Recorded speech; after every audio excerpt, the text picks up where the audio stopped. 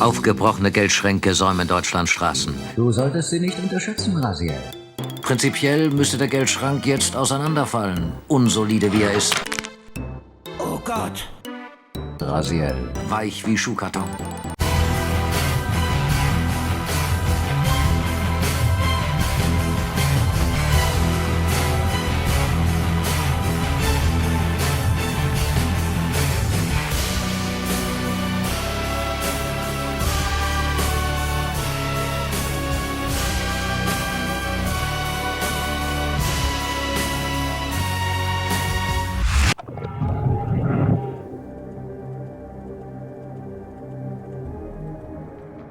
Aloha zur 5. Folge des Schwimmärmchen-Erfahrungsberichtes. Mit Rahabs köstlicher Fischseele in Remouladensoße ist es Raziel nun gestattet, das kühle Nass zu erkunden und wirklich, was neue Gaben angeht, öffnet diese an einen Haufen Stellen in der Welt plötzlich neue Wege. Also auf geht's. In der Kapelle, die zu Rahabs Saal führt, ist eine Glaswand, die wir nun mit unserem Projektil unter Wasser wegballern, um noch tiefer in die Abtei abzutauchen. Ich mag das, also dass ein Dungeon nach dem Boss noch neue Bereiche bereithält. Atmosphärisch stark und gleichzeitig simpel. Weil du Treppen hinuntertauchst, bist du stets daran erinnert, dass dieser Ort eigentlich gar nicht unter Wasser stehen sollte und sich das Gewölbe in einem widernatürlichen Zustand befindet. In den Tiefen der Abtei, was für ein wunderbar gruseliger Satzanfang, wie aus einem Edgar Wallace-Roman, verbirgt sich das Hauptnest der Rahabi. Hierhin verschleppte Rahab seine menschlichen Opfer, um sie in Kokons als seine Nachkommen wieder auferstehen zu lassen. Und von hier aus führen Tunnel und weitere Treppen zu den unterschiedlichsten Zielen. Zunächst können wir diesen Schauplatz hier auftun, eine Art Tempel. Darauf deutet die Architektur mit dem ans römische Pantheon erinnernde Kuppeldach sowie die ornamentierten Waffen hin, die mehr etwas Ritualhaftes als Kriegerisches ausstrahlen. Im Innern finden wir, neben den üblichen Dumahin-Spitzbuben, wie auch immer die hier hingekommen sind, einen Götzen unbekannter Art. Entfernt humanoid mit großer Klappe und 4 Armen, der heilige Goro. Die Verbindung zur Abtei legt jedenfalls nahe, dass das hier die Gottheit gewesen sein könnte, die die Menschen des Klosters anbeteten. Das Ziel ist es, die Feuerschale vor der Statue zu entflammen. Das Ganze ist entsprechend als Rätsel aufgebaut, bei dem du einerseits den Weg zwischen Quelle des Feuers und seinem Ziel öffnen musst und andererseits musst du das Feuer irgendwie noch transportieren. Für mich war hier immer die größte Schwierigkeit, erstmal die Fackel zu finden, mit der das Ganze zu bewerkstelligen sei. Du kannst den ganzen Bereich absuchen und wirst keine finden, beziehungsweise an keinem Ort, an dem du logischerweise suchen würdest. Nö, 2 erloschene Fackeln befinden sich in dem Wasserbecken, durch das du hierher gekommen bist. Weil eine nasse Fackel würde auch so gut funktionieren. Und dann sind diese Fackeln noch neben der Eingangstür platziert, sodass du sie nicht siehst, wenn du reinschwimmst. Und daher gar nicht mitbekommst, dass hier Fackeln an der Wand sind. Also ich find's blöd designt. Wenn du die Fackel erstmal hast, ist der Rest recht einfach. Du bringst sie in einen Raum mit einer großen Flamme. Die Flamme kannst du aber nur auf der spektralen Ebene erreichen. Problem: Raziel kann keine Gegenstände in der Geisterwelt tragen. Der Trick ist, die Fackel auf der materiellen Ebene zur Flamme rüberzuwerfen und dann erst zu wechseln. Hinter dem Feuerbecken befindet sich ein steinernes Porträt einer unbekannten Person. Wirkt auf mich vampirisch und würde daher meine Idee, dass dieser Tempel menschlichen Ursprungs ist, eher widerlegen. Allerdings erfahren wir nie, wer das ist oder welche Funktion er hat. Das Wort darunter scheint auch nichts zu bedeuten. Ein paar der Buchstaben scheinen lateinisch zu sein, andere Symbole müsste man erst dahin interpretieren. Ich denke, es wird einfach der Name dieser Figur sein, geschrieben im Empire-Skript, das Nosgoth durchzieht. Sowohl ihn als auch den großen Dämonen-Dude sehen wir noch an anderen Stellen in diesem Bereich und ich bin sicher, da steckt eine Geschichte dahinter, die leider im Zeitalter, in der Soul River spielt, lang vergessen ist. Mit angezündeter Fackel geht's zurück zur großen Statue. Dort erhält Raziel nun den Feuerglyph, den besten Zauber im Spiel. Ja, ich weiß, es kommen noch weitere, die ich euch zeigen muss, aber der Feuerglyph macht alle anderen eigentlich überflüssig, denn er tötet einfach alles in der näheren Umgebung auf einmal und kostet dabei weniger Magiepunkte als der finale Zauber im Spiel, den ich euch in der nächsten Folge zeige. Das war es aber noch nicht mit dem Thema Feuer für heute. Zurück in Rahabs Domäne kann Raziel dieses Fenster mit einem Soul Reaver drauf entdecken. Schieß es kaputt und du findest ein weiteres magisches Kohlebecken. Die Erbauer der Abtei hatten da scheinbar ein Faible für. Wie ironisch, wenn man bedenkt, dass das hier der Wasserdungeon ist. Taucht Raziel seine Geisterklinge in die Flamme, erhält er den Feuer Reaver. Ein mächtiges Upgrade, mit dem wir nun Gegnern zusätzlichen Feuerschaden machen, sie in Brand stecken und sogar in Kombination mit der Telekinese direkt entzünden können. Das Feuerelement verschwindet zwar, wenn Raziel auf die Geisterebene oder ins Wasser geht, aber lässt sich von nun an jeder beliebigen Flamme wieder aktivieren. I love it. Und eine der vielen Sünden von Soul Reaver 2, uns dieses Upgrade nicht nur wegzunehmen, sondern es uns in erbärmlich abgeschwächter Form noch einmal erringen zu lassen. Ehrlich mal, was wäre euch lieber? Hui, ich kann ein bisschen Eis zum Schmelzen bringen. Ich bin Raziel, ich bin der Frühling. Oder lieber, Ich tauche meine Feinde in Flammen, hülle sie in ein telekinetisches Meer der Hitze. Ich bin Raziel, ich bin das Feuer der Vergeltung. einen letzten Tunnel erkunden wir noch, bevor es weitergeht. Wenn wir uns die Gegend um den Feuerglyph weiter ansehen, kommen wir in einem überfluteten Bereich von Raziels altem Clangebiet wieder raus. Interessant, gerade wenn man bedenkt, was wir über Rahabs Methoden zur Erweiterung seines Territoriums erfahren haben. Ist die teilweise Überschwemmung der Festung also sein Werk gewesen, um diese den Dumain abzuluxen? Weshalb ich diese Verbindung aber eigentlich erwähne, ist nicht nur, um auf die praktische Abkürzung zu Rahabs Domäne hinzuweisen, sondern sie hilft auch dabei, dass wir das Clangebiet des Nassen Bruders auf der Karte einschätzen können. Überlegen wir, welche Landmarken wir kennen und wie wir zur Abtei geführt wurden. Zu Rahab kamen wir vom Grab der Seraphan aus und zum Grab wiederum kamen wir vom Heiligtum der Clans. Der Eingang zum Heiligtum zeigt nach Nordosten und da wir es auf der anderen Seite verließen, müsste das Grab südlich sein, gefolgt von einem Tunnel nach Südwesten. Ergo würde ich das Grab der Seraphan bei Ziegstuchel einordnen, was ja ganz passend ist, weil dort auch ein großer Friedhof mit mehreren Mausoleen liegt. Doch wie geht's von hier zu Rahab? Anhand der verwirrenden Wegführung würde ich es nie wagen, das bestimmen zu wollen, aber da wir jetzt wissen, dass man irgendwann bei Raziel rauskommt, müsste die Abtei also irgendwo dazwischen sein. Sagen wir mal Höhe Nachtholm etwa. Wie gesagt, ist nur eine Schätzung, aber zumindest die Nähe zu zwei Gewässern würde es nahelegen. Davon ist eines sogar so eine Art Seekessel, wo man das verwaiste Boot hinpacken könnte. Und wo ich schon dabei bin, die stumme Kathedrale von Zephon dürfte weiter im Osten liegen, also irgendwo hier vielleicht in der Pampa. Eigentlich egal, Zephon hat keine Freunde, den besucht eh niemand. Apropos Boot. Mich erreichten nach der letzten Folge mehrere Nachrichten per Kommentar und sogar E-Mails, dass es sich dabei um die HMCS Bitter handeln könnte. Ich persönlich glaube das nicht, warum, sage ich gleich, aber das war nicht der einzige Grund, warum ich es nicht erwähnte, obwohl es eine gängige Theorie unter Fans ist. Hier ein paar schnelle Infos, wovon ich überhaupt rede. Wer die ausführliche Fassung will, der möge in der Legacy of Kain Wiki nachschlagen. 2010 fanden findige Fans, die sich durch den Quellcode von Blood Omen 1 wühlten, zwei unbekannte Areale. Einmal ein Piratenschiff auf hoher See und von diesem aus führt ein Teleporter zu einem zerstörten Schiff in einem See. Das ist die Bitter. Da man den Teleporter, der auf diese Karten führt, scheinbar nur mit Cheats erreichen konnte, ging man eben von geschnittenem Content aus. Kommt ja vor.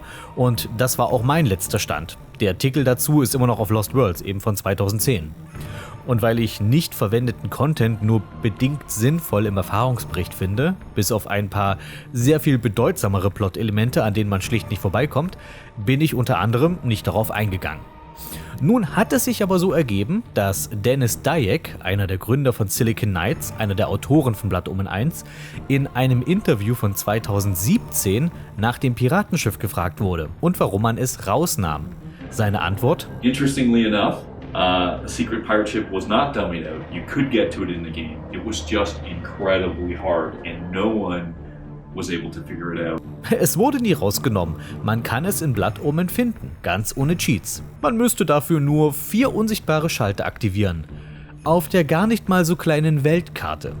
Jo, sicher. Warum versteckst du nicht gleich noch das One Piece, wenn du schon dabei bist?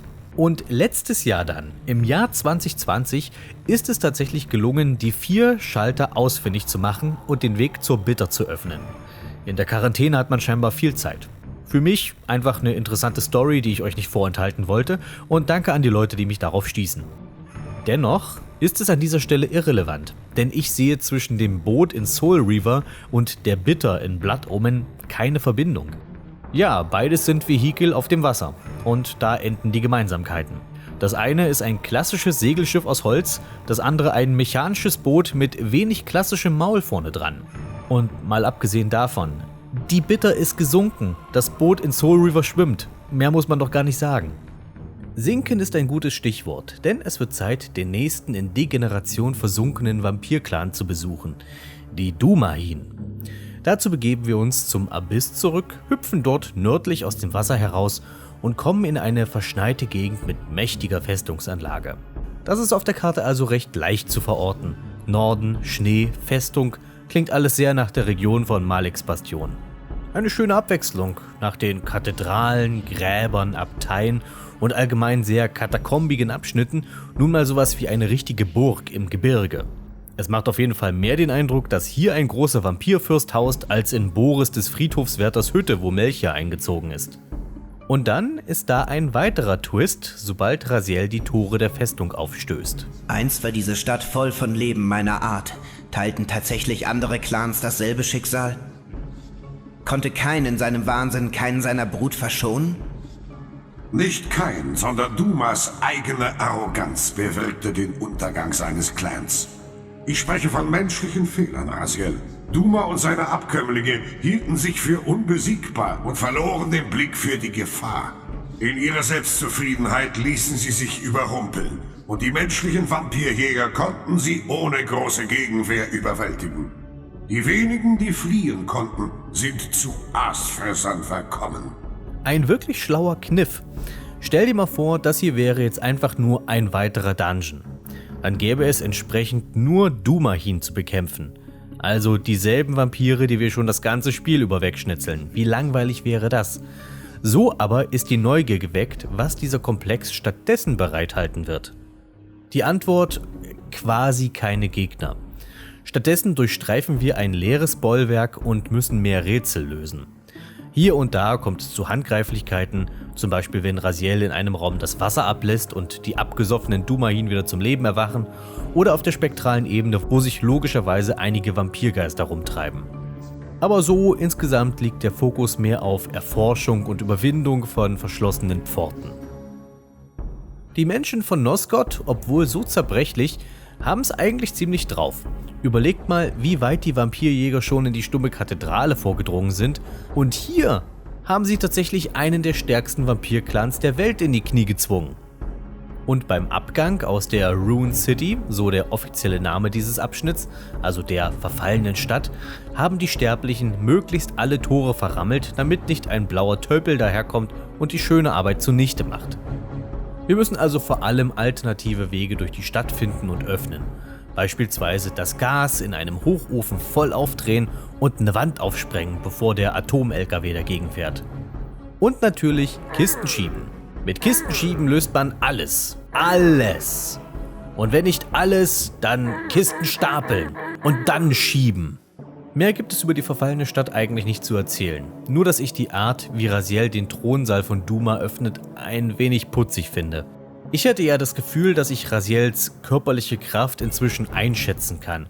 Er ist übermenschlich stark und kann große Steinquader verschieben und übereinander stapeln. Aber er kann keine Steinquader hochstemmen und tragen zum Beispiel. Und dann kommt dieser circa 8 Meter hohe Obelisk mit einer Grundfläche von vielleicht so 6,5 Quadratmetern und Raziel so... Bestand das Ding aus Styropor? Da hat sich Duma bei der Anschaffung aber ganz schön behumsen lassen. Und wo wir schon von Duma sprechen, wird Zeit, unseren 4. Bruder zu besuchen.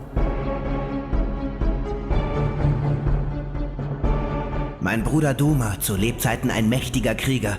Dass ich ihn hier fand wie ein aufgespießtes Schwein, hätte er als entsetzliche Schmach empfunden. Tja, da sieht man, was passiert, wenn du dich auf deinen Lorbeeren ausruhst. Ein paar Halbstarke kommen des Wegs und machen Schaschlik aus dir und ketten deine Überreste für den Fall der Fälle noch am Thron an.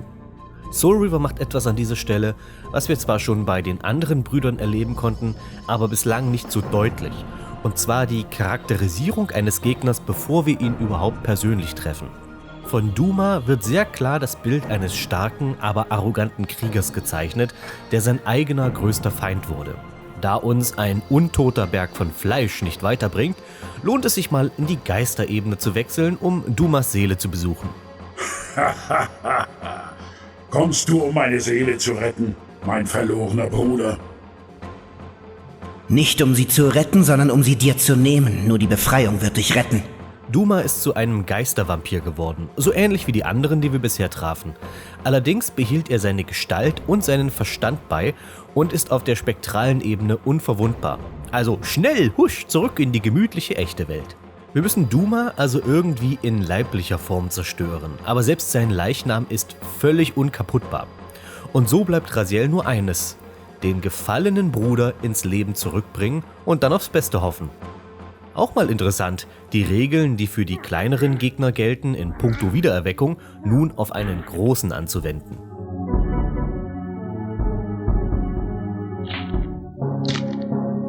Endlich entfesselt. Ich danke dir, Bruder. Dein Dank kommt zu früh, Duma. Ich habe nicht vergessen, wessen Hände mich in den Abgrund warfen. Die Jahrhunderte in der Vorhölle haben mich stark gemacht. Nicht einmal Kain ist mir ebenbürtig. Auch der stärkste Vampir ist verwundbar. Wir sollten diesen Gedanken prüfen, Raziel. Was früher Blutdurst war, ist nun ein dunkleres Verlangen.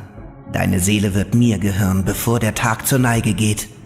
Reden wir diesmal zuerst über das Design unseres Gegenübers und anschließend über den Inhalt des Dialogs. Duma steht bei vielen Fans in dem Ruf, das uninteressanteste Design zu haben. Für mich bleibt das Rahab, aber ich kann trotzdem verstehen, woher diese Ansicht kommt. Im Grunde ist Duma einfach nur ein großer Dude ohne hervorstechende äußerliche Merkmale. Mich stört es hier aber weniger als bei Rahab, denn den hätte man meiner Meinung nach deutlich kreativer gestalten können von dem, was das Szenario hergibt. Bei Duma hingegen ist diese Gestalt, die immer noch humanoid, aber hünenhaft anmutet, sehr passend. Und dafür sehe ich zwei Gründe.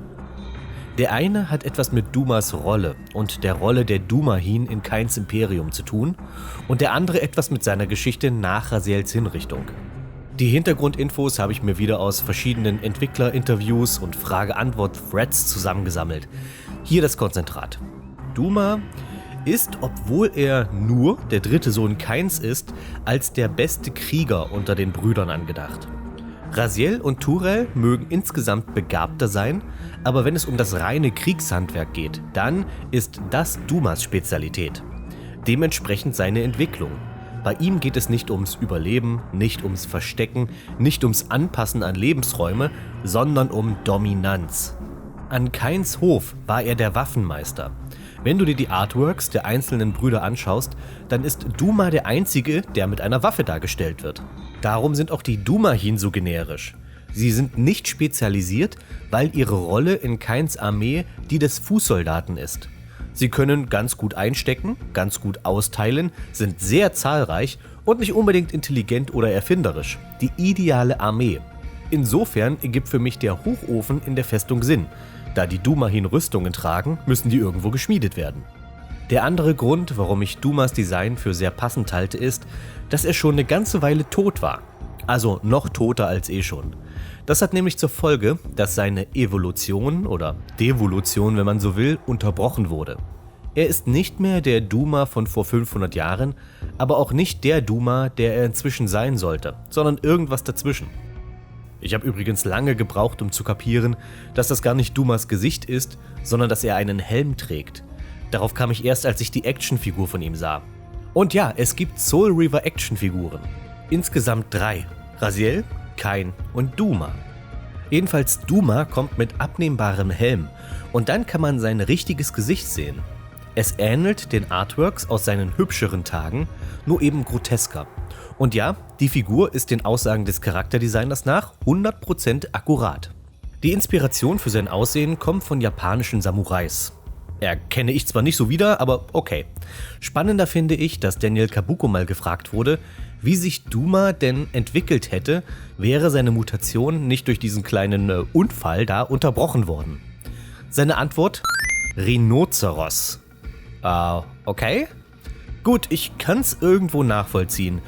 Duma soll ein gepanzerter Waffennarr sein Und ein Nashorn hat eine dicke Haut und eine Klinge stets dabei.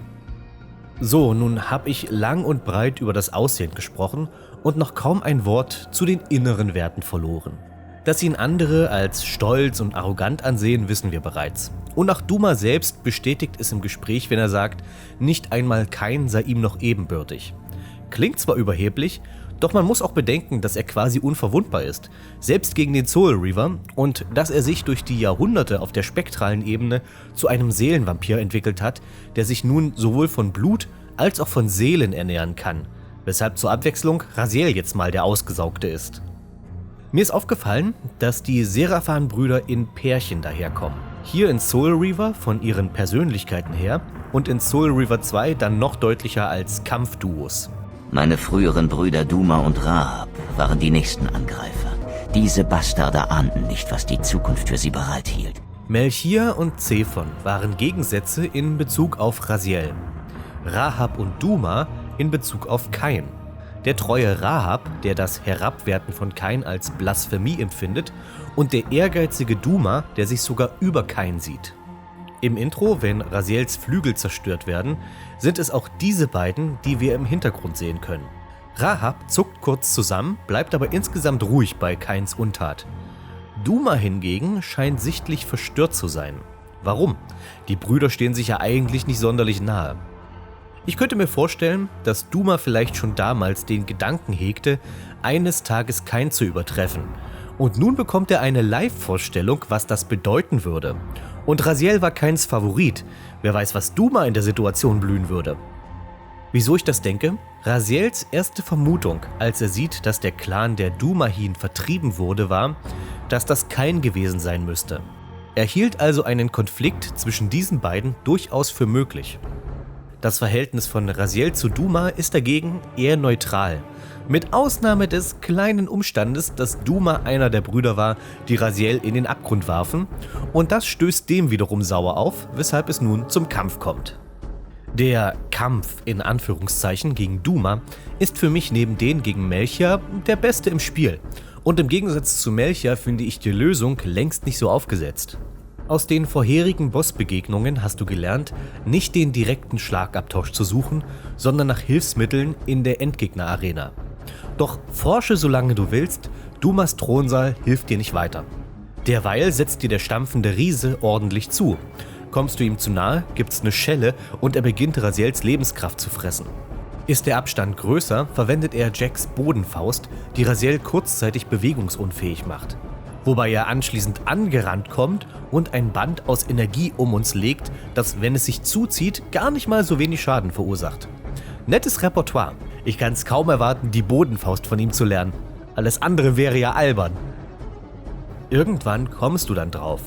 Die Tür steht offen.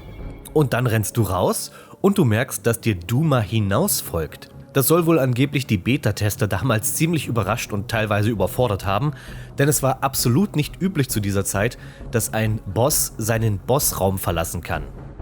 Jedenfalls lockst du ihn nun hinter dir her, quer einmal durch den Dungeon und durch all die Pforten, die du auf deinem Hinweg geöffnet hast.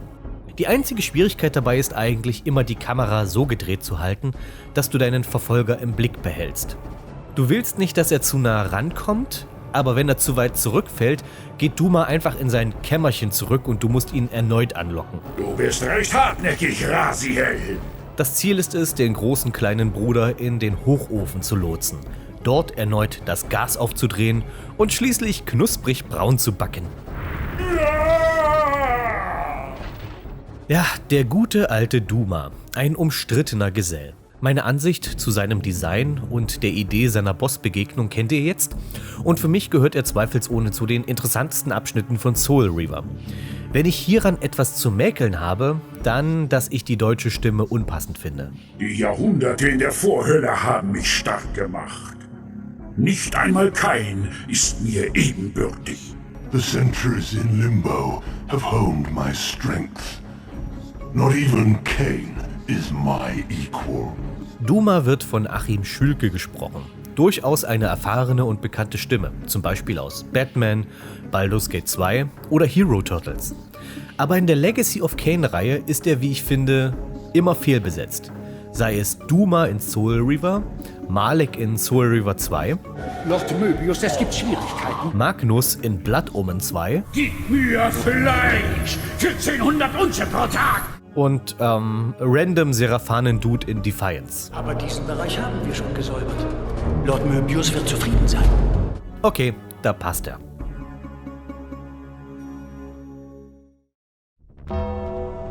Seid auch beim letzten Mal dabei, wenn wir die übrig gebliebenen Menschen in Nosgoth besuchen, Licht ins Dunkel bringen und sich dieses Drama komplett auflöst. Na gut, für die handelnden Figuren vielleicht nicht, aber für mich zumindest. Denn dann bin ich mit Legacy of Kain durch. Party!